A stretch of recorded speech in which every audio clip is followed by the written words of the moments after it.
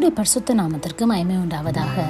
இன்றைய தினம் தேவன் நமக்கு கற்றுக் கொடுக்கிற வார்த்தை ஆதியாகமம் 39 அதிகாரம் 21 கர்த்தர் யோசேப்போடு இருந்து அவன் மேல் கிருபை வைத்து சிறைச்சாலை தலைவனுடைய தயவு அவனுக்கு கிடைக்கும்படி செய்தார். யோசேப்புடைய வாழ்வில் நம் நடந்த சம்பவம் அனைவருக்கும் தெரிந்திருக்கும். சகோதரனால் குழியில் விடப்பட்டவர், எகிப்திலே விற்று போடப்பட்டவர், போத்திபாரனுடைய மனைவி பொல்லாங்கு செய்ய அவனை வருந்தி கூப்பிட்ட போதிலும் இத்தனை பெரிய பொல்லாங்குக்கு உடன்பட்டு தேவனுக்கு விரோதமாய் நான் பாவம் செய்வது எப்படி என்று தப்பி ஓடினதை நாம் பார்க்கிறோம்.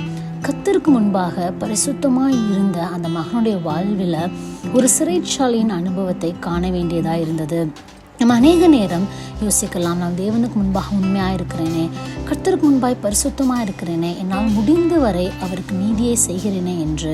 ஆனால் அப்படிப்பட்டவர்களுக்கே ஒரு சோதனை வரும். அந்த சோதனை காலத்தில் நாம் கர்த்தரை துதிக்கிறவர்களாக இருக்க வேண்டும். என்ன நேர்ந்தாலும் தேவன் அழைத்தவரை அவர் ஒருபோதும் கைவிடுகிற தேவன் அல்ல. இங்கே நாம் பார்க்கலாம், அவனை சிறைச்சாலையிலே வைத்திருக்கிறார்கள் என்ற போதிலும் சிறைச்சாலை தலைவனுடைய தயவு அவனுக்கு கிடைக்கும்படி தேவன் செய்தார். கர்த்தர் யோசேப்போடு இருந்தார், அவன் காரிய சித்தியுள்ளவனாய் இருந்தான் என்று பார்க்கிறோம். தேவன் நம்மோடு கூட இருக்கிறப்போ நம்ம எங்கே இருந்தாலும் எதை குறித்து கவலைப்படாதபடி இருக்கணும். குழியிலும் அவரை குதித்து பாடணும், சிறையிலும் அவரை சிரித்து போற்றணும், அரண்மனையிலும் அவரை ஆர்ப்பரித்து மகிழணும். அதுவே நம்முடைய அழைப்பா இருக்குது.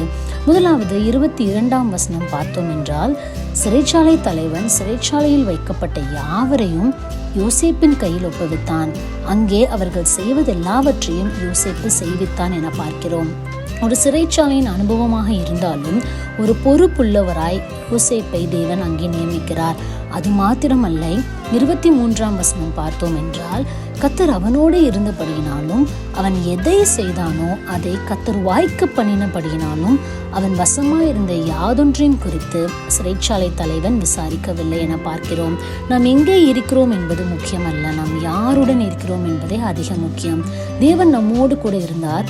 குழியில் இருந்தாலும் நம்ம குதித்து பாடுவோம், சிறையில் இருந்தாலும் நாம் சிரித்து கர்த்தரை போற்றுவோம், அரண்மனையில் இருந்தாலும் நாம் அவரை ஆர்ப்பரித்து பாடுவோம்.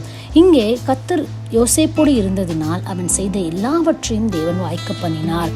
நமக்கு ஒரு நல்ல போராட்டம் உண்டு. பவுல் சொன்னது போல, நல்ல போராட்டத்தை போராடினேன், ஓட்டத்தை முடித்தேன், விசுவாசத்தை காத்துக்கொண்டேன் என்ற வார்த்தையின்படி உலகத்தில் உள்ள போராட்டம் அல்ல, உலகத்தாருக்கு ஏற்படுகிற போராட்டம் அல்ல, நம் நல்ல போராட்டத்தை போராடவே அழைக்கப்பட்டிருக்கிறோம்.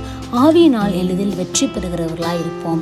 ஆகையால் நம்முடைய நிலைமை எப்படி இருந்தாலும் சரி, ஒருவேளை வனாந்திரத்தின் பாதையாக இருந்தாலும் சரி, குழியின் அனுபவமாக இருந்தாலும் சரி, ஒருவேளை சிறைச்சாலையில் வைக்கப்பட்டது போல அடைக்கப்பட்டிருந்த நிலைமையாக இருந்தாலும் சரி, கர்த்தரை எப்பொழுதும் போற்றுகிறவராக இருக்க வேண்டும். ஏன்னா நம்மை அழைத்த தேவன் நம்மோடு கூட இருக்கிறார். கர்த்தர் யோசேப்போடு இருந்தது போல தேவன் நம்மோடு கூட இருந்து அனைத்து காரியங்களையும் வாய்க்க பண்ணுகிற தேவனாக இருக்கிறார். சிறையிலும் பொறுப்புள்ளவனாய் தேவன் மாற்றினார். சிறையிலும் அவன் செய்த எல்லா காரியத்தையும் வாய்க்க பண்ணினார். முடிவோ ஆளுநராக தேவன் மாற்றினார். அது போலவே நம்மேல் வைத்த அழைப்பை தேவன் நிச்சயமாய் நிறைவேற்றுவார். எதை குறித்தும் கவலைப்படாமல், இன்றைய தினத்தை குறித்து நாம் எதை குறித்தும் கவலைப்படாமல், தேவன் நமக்கென்று வைத்திருக்கிற வரும் காரியத்தை குறித்து கர்த்தருக்குள்ள மகிழ்ந்து சந்தோஷமாய் இருப்போம். கர்த்தரை துதித்து பாடுவோம். கர்த்தருடைய பரிசுத்த நாமத்திற்கே மகிமை உண்டாவதாக. ஆமென்.